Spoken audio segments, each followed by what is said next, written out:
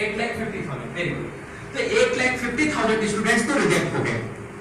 मैंने कितना टफ है कंपटीशन को मैनेज करना। मैं आपको डराना नहीं चाहता, मैं आपको सावधान करना चाहता हूं। I don't want to make you afraid, I want to make you attentive.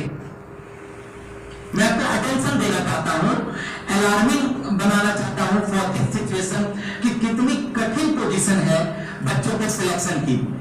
कोई सीट नहीं मिली, जो मेंस क्वालिफाई किए उनको भी कुछ नहीं मिला, लेकिन 8.5 लाख बच्चे रिजेक्ट हो गए।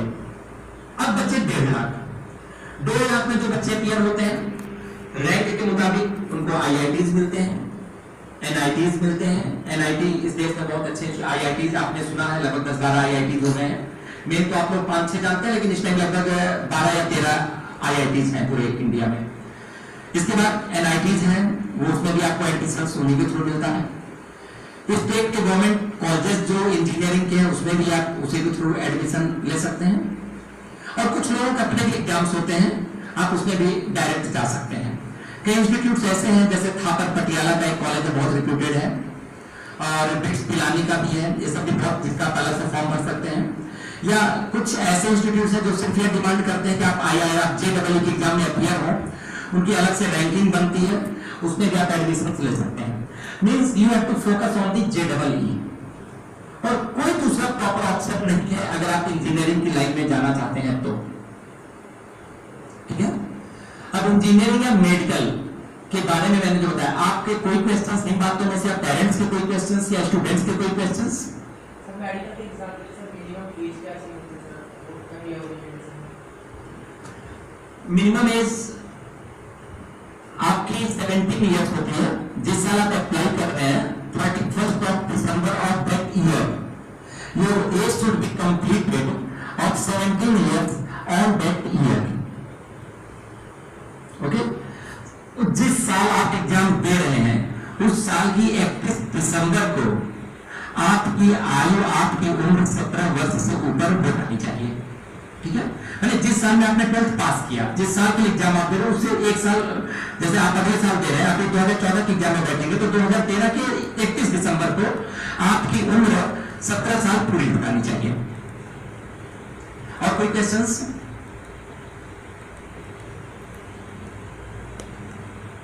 ठीक है, ये रहा कि अगर आप में से जो डॉक्टर बनना चाहते हैं, इंजीनियर बनना चाहते हैं, साइंटिस्ट बनना चाहते हैं, तो उनकी बातें हो गई। अब मैं थोड़ा कुछ और लोगों की बात करता हूं। आप में से कोई अगर एक्टिंग की लाइन में जाना चाहता है, कोई है सर जो जाना चाहता है? चलिए ठीक, कोई बात नहीं आप दिखाएंगे तो भी कोई बात नहीं। तो इसके अलावा आप में से कोई अगर फिल्म एंड टेलीविजन के टेक्निकल पार्ट्स पे काम करना चाहता है, उसका किसी प्रोग्राम को प्रोड्यूस करना, किसी प्रोग्राम का डायरेक्शन करना, जैसे तमाम टेलीविजन पे डॉक्यूमेंट्रीज देखते हैं, उनकी टेक्निकल स्टडीज हैं। और अगर आप उधर भी जाना चाहते हैं तो आपको वही करना पड़ेगा। आप जर्नलिज्म में जाना चाहते हैं तो, या आप स्पोर्ट्स पर्सन बनना चाहते हैं। अब क्या है कि हर जगह पर आम तरीके से, माने इन्हें कॉमन वे बंद हो गए, जो आम रास्ते थे बंद हो गया। हर जगह की स्पेशलाइज्ड स्टडीज हो गई हैं, और कहीं पर भी आने के लिए वो स्टडी सेंटर्स ज्यादा फोकस किए जाते हैं कि जहां से आप पढ़ कर आए हैं या जो चीज आपको बनना है उससे कंसर्न पर आपकी स्टडी जरूर होनी चाहिए। अगर आप यहाँ पर दिल्ली में बहुत अच्छा इंस्टीट्यूट है, शायद आपने नाम सुना होगा, नेशनल स्कूल ऑफ ड्रामा, और तमाम एक्टर एक्ट्रेस को आप जानते होंगे जो बहुत अच्छे हैं, जो बहुत रिनाउंड नेम्स हैं और जिनको बहुत जल्दी चांस मिलता है, तो वो नॉर्मली NST के वो निकले हुए लोग होते हैं। इसी तरह से अगर आप फिल्म और टेलीविजन पे कोई काम करना चाहते हैं, आप प्रोग्राम्स बनाना चाहते हैं, माने पर्दे के पीछे रह करके, पर्दे के आगे रह के काम करना चाहते हैं तो NSD is the best option for you. और अगर आप पर्दे के पीछे रह के काम करना चाहते हैं, जिसमें डायरेक्शन हो गया, प्रोडक्शन हो गया, साउंड रिलेटेड कुछ जॉब्स होते हैं, तो मेनली जो है डायरेक्शन एंड प्रोडक्शन के पार्ट में सब आ जाता है। प्रोडक्शन में कोई चीज बचती नहीं है। तो उसके लिए बहुत अच्छा इंस्टीट्यूट इंडिया में, पुणे में है, film and television institute of India, बहुत अच्छा इंस्टीट्यूट है। और आप अगर इन इंस्टीट्यूट पे भी एडमिशन पाते हैं या लेते हैं तो life is secure in that field particular area. इसी तरह से अगर आप जर्नलिज्म में एडमिशन लेना चाहते हैं, जर्नलिज्म में क्या कुछ लोग जर्नलिस्ट बनना चाहते हैं? इसमें से कोई जर्नलिस्ट नहीं बनना चाहता? सरप्राइजिंग, खैर कोई बात नहीं है। आप अच्छा अच्छा क्या बोला जाए? टीचर। अच्छा अच्छा अच्छा अच्छा अच्छा, चलिए होती तो मैं उसको टीचर के बारे में बताता भी, मैं बता दूंगा कि टीचर भी कैसे बना जाता है। अच्छा 9th क्लास में, हाँ ठीक है। तो वैसे भाई अगर आपका कभी प्लान बने तो मैं, जब आपका कोई इंटरेस्ट नहीं तो वैसे देख लाइन में बता दूं कि Indian institute of mass communication is the one of the best centre in the India that is the part of the JNU। From here you can get prepare yourself for the journalism course. वहां से आप अपने आप को journalist के लिए तैयार कर सकते हैं और आप अपनी जर्नलिज्म की पढ़ाई वहां से पूरी करके आप एक जर्नलिस्ट बन सकते हैं। ये हो गया।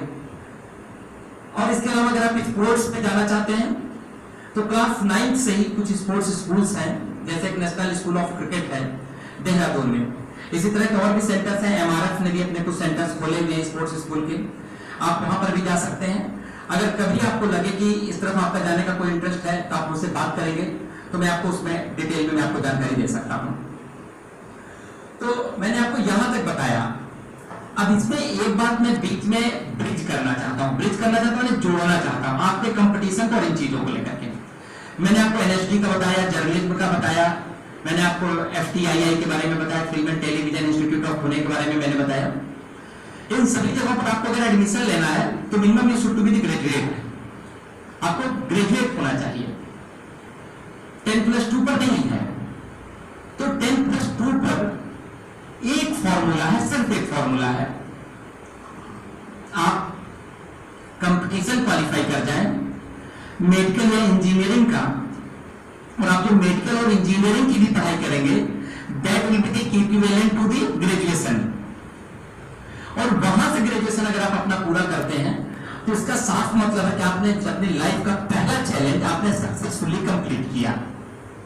और ग्रेजुएशन के बाद आप डॉक्टर और इंजीनियर बनते हुए भी जितनी चीजें मैंने अभी आपको बताई, NSD के बारे में बताई, IIMC के बारे में बताया, FTII के बारे में बोला, you can join this.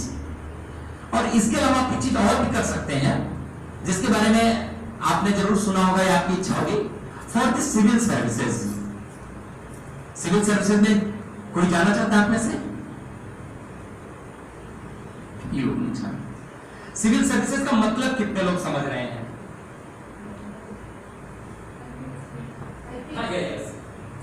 Administrative services. Civil services से मेरा मतलब है एडमिनिस्ट्रेटिव सर्विसेज, IAS, PCS, ये स्टेट लेवल पर भी एडमिनिस्ट्रेटिव सर्विसेज हैं और सेंट्रल लेवल पर माने सेंट्रल गवर्नमेंट के लेवल पर भी ये सर्विसेज है एडमिनिस्ट्रेशन का। सबका ड्रीम होता है आफ्टर द ग्रेजुएशन कि मैं एक बार एडमिनिस्ट्रेशन में आऊं। तो इसके लिए भी बहुत लंबा टाइम है, उस पर मैं बहुत अच्छी तरह से आपको बता सकता हूं कैसे तैयारी किया जाए। लेकिन सबसे पहले आप ये फोकस कीजिए माइंड में कि आप अपने आप को मेडिकल और इंजीनियरिंग के लिए कमिट कीजिए। ये मैंने आपको कुछ एडवांस जानकारी दिया। अभी तो आपके काम की यही कि आप मेडिकल या इंजीनियरिंग के लिए आप अपने आप को कमिट कीजिए। कमिटमेंट आपके अंदर होना चाहिए कि आपको क्वालिफाई करना है आफ्टर 12th। उस पैटर्न पे करना जो पैटर्न मैंने बताया है, उसमें आपके टीचर्स का भी यहाँ पर हेल्प मिलेगा, हमारा भी हेल्प मिलेगा, और पेरेंट्स तो आपकी हेल्प कर ही रहे हैं, आपको यहाँ पर भेज रहे हैं, आपका पूरा ख्याल कर रहे हैं, उनको उनकी भी हेल्प मिलेगी। ठीक है? आप में से कोई अपनी बात कुछ कहना चाहता है? कोई मुझसे कुछ बात पूछना चाहता है?